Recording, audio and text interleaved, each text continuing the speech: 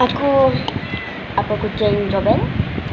Aku mau try ni Indomie. Ni first try aku try. Bismillah.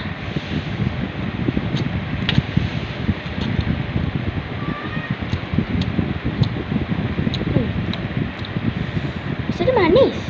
Manis. Nak jelaskan lah.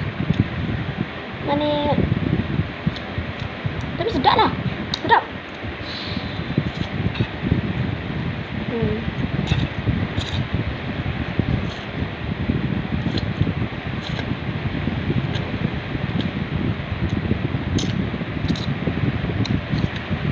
Indomie ni memang